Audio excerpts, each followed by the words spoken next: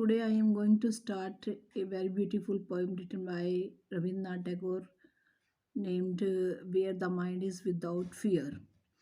Rabindranath Tagore, a great Indian dramatist, novelist, and poet, was born in Calcutta in 1861. He received most of his education at home. Tagore is a poet of Indian culture, cultural and national resonance. As a poet, Tagore's vision is delicate yet realistic. His poetry touches mind and soul equally, and one forgets the sorrows of life on reading his poetry. He sings of the beauty of the earth and sky in his native land with a devotional zeal. Many of his works are full of deep religious and patriotic feelings. He was awarded the Nobel Prize for his book Gitanjali. Where the mind is without fear presents Tagore's dream of an ideal India. The India of Tagore's dreams is a land of free, fearless, and self respecting people. Their thoughts and actions are guided by the light of truth and reason.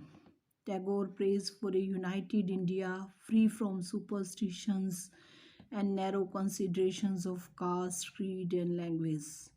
The poem imagines a land of progress and perfection. The poem is the poet's true song of freedom.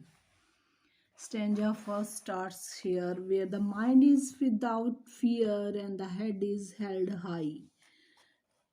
Rabindranath Tagore इसमें explain कर रहे हैं उस India के बारे में जिसके बारे में वो ड्रीम करते हैं कि हमारा इंडिया कैसा हो, हमारा फ्री इंडिया में कैसा एटमॉस्फियर हो, where the mind is without fear and the head is held high.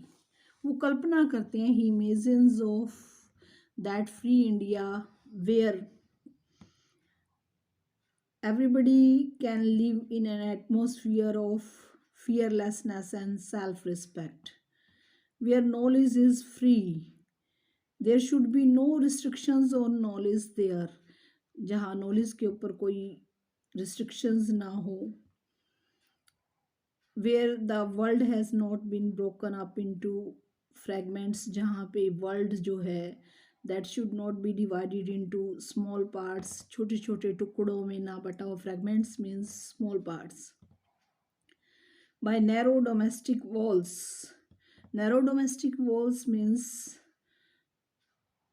our society should not be divided on the basis of religion, language, etc. धर्म और जात के नाम पे और भाषा के नाम पे, जहाँ लोग जो हैं टुकड़ों में ना बटे हों. Where words come out from the depth of truth, जहाँ पे लोग जो हैं वो सच बोलते हों. People should always speak the truth. Where tireless striving stretches its arms towards perfection, जहाँ पे लोग जो हैं, पीपल जो हैं, वो दे शुड वर्क टायरलेसली, वो काम करें बिना थके in order to achieve perfection in life. ज़िंदगी में परफेक्शन को अचीव करने के लिए वो मेहनत करें. कंप्लीटनेस को अचीव करने के लिए, पूर्णता को प्राप्त करने के लिए वो मेहनत करें.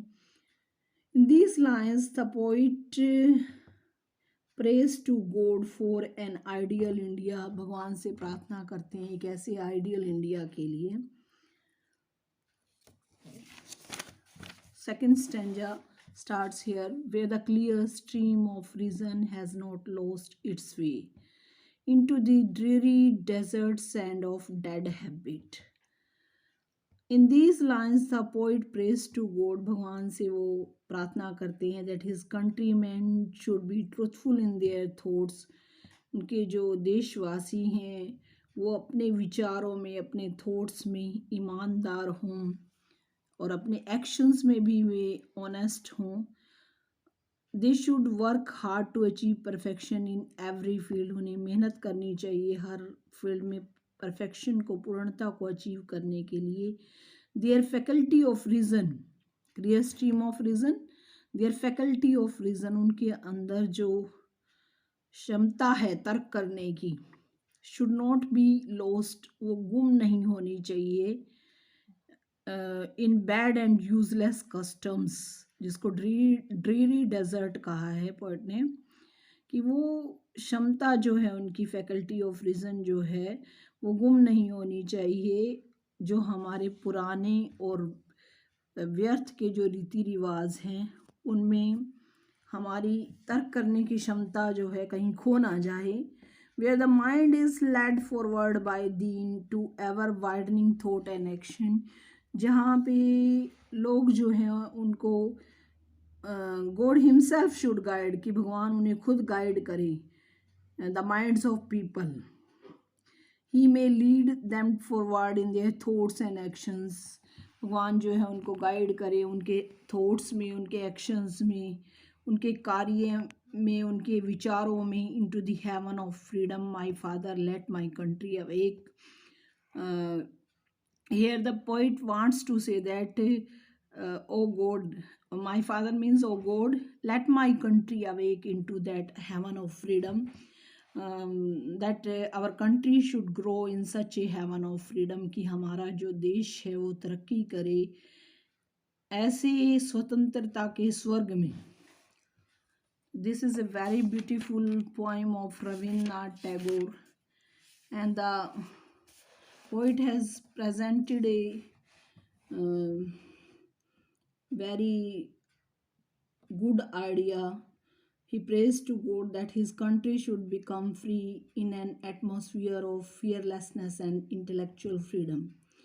हमारा देश जो है वो आज़ाद हो। It should, the freedom should not B only political but it should be spiritual also.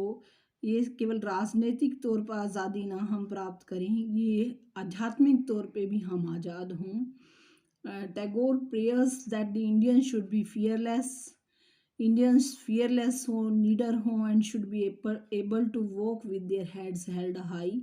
और यहाँ के लोग जो हैं गर्व के साथ अपना सिर ऊंचा करके चल सके। नॉलेज शुड बी फ्री, ज्ञान जो है वो स्वतंत्र हो। They should be no restrictions on knowledge, knowledge के ऊपर कोई भी पाबंदी ना हो।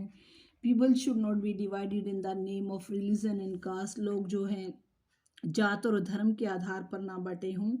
The poet praise that his country man should be truthful in their thoughts, कि उनके जो देशवासी हैं वो अपने विचारों में सत्य का पालन करे। दे should work tirelessly for achieving perfection, पूर्णता को प्राप्त करने के लिए वे निरंतर संघर्ष करें, बिना थके संघर्ष करें। Their power of reason should not be lost in useless customs, उनकी जो तर्क करने की शक्ति है, आर्ग्यूमेंटेटिव पावर जो है वो बेकार के रीति रिवाजों में खो ना जाए। Their power, God should lead them in every field, भगवान उनका हर क्षेत्र में मार्गदर्शन करें। India should attain freedom in such an ideal atmosphere, और भारत जो है इस तरह के आदर्श वातावरण में स्वतंत्रता को प्राप्त करे। Thank you very much.